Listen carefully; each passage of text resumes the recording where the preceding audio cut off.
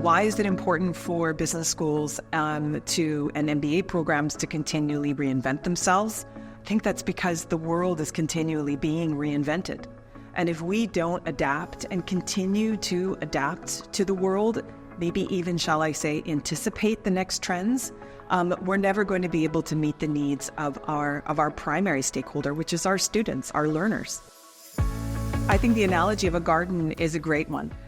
Tending, pulling the weeds, making sure that things have enough water, have enough sunlight, etc. And it doesn't finish in the spring once you plant the seeds, nor does it finish in the summer when you are harvesting your fruit and veg.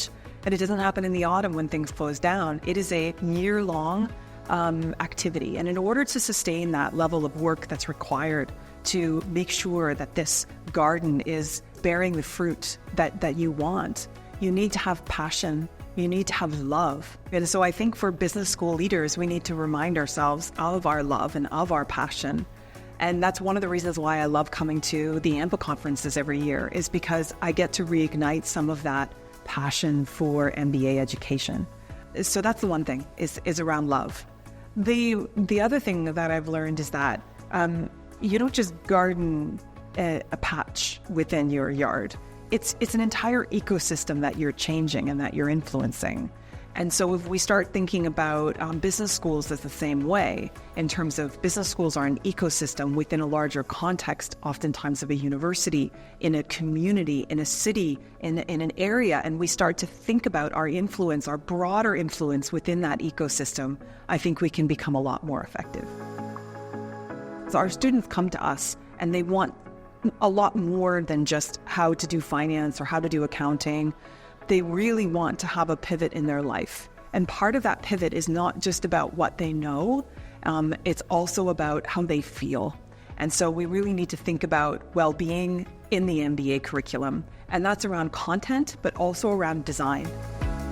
Interdisciplinarity, we're recognizing, is very important in order to address some of the grand challenges of our time.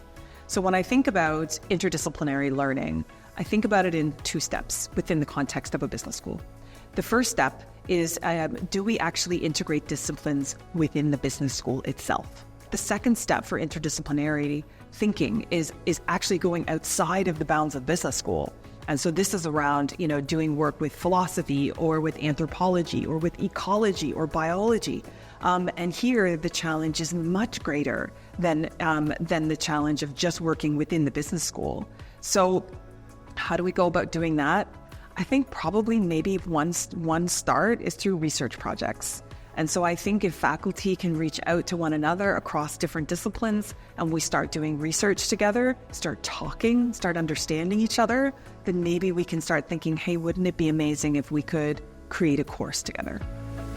A huge responsibility for business schools and for faculty and for staff who stand in front of the students is to encourage them to do more, encourage them to do better. It's not just about you're here to learn, to regurgitate the material. No, we want you to do more. We need you to create more. We need you to be part of this community.